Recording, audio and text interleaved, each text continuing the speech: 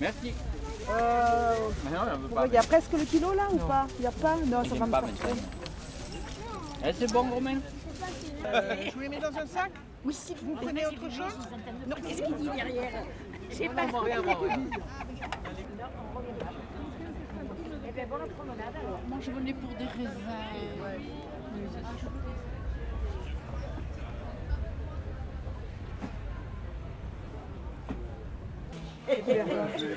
J'ai peur qu'on m'attaque. Voilà.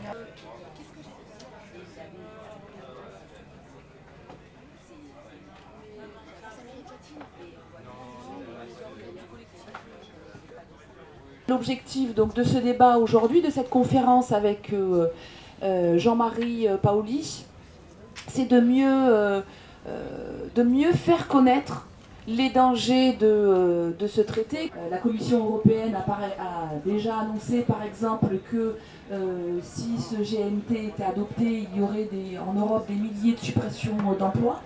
Il y aurait également une augmentation des émissions de gaz à effet de serre.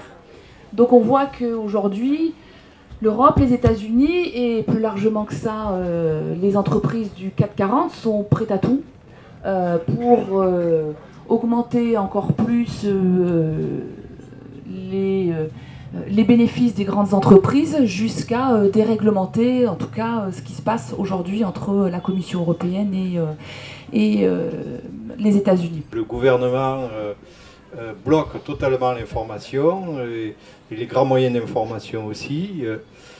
Par contre, le public est normalement présent à la fête Terre de Résistance, majoritairement, qui est public front de gauche. Un sondage à la fin du printemps disait que les électeurs du front de gauche étaient 73% au courant.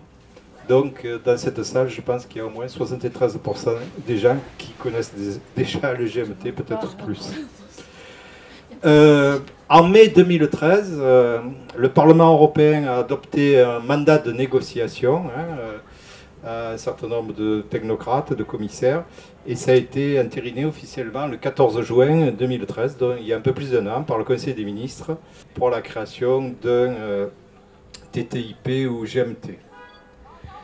Les contacts avaient déjà commencé depuis longtemps, depuis janvier 2012. Donc les négociations normalement sont jusqu'en 2015 et ensuite vote au Parlement européen. Moi, tu vois, ça me suit. J'en ai un que les Argentins, le groupe argentin m'a offert. Et j'arrive pas à le mettre, il me fait que parce que... C'est le mouvement de la paix, c'est le comité de Martigues, mais c'est une association nationale et internationale.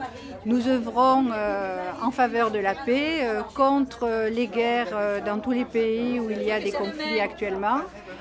Actuellement, c'est essentiellement la Palestine qui est notre souci primordial. Terre de résistance, justement, résistance contre les conflits, contre les guerres, et pour contre toutes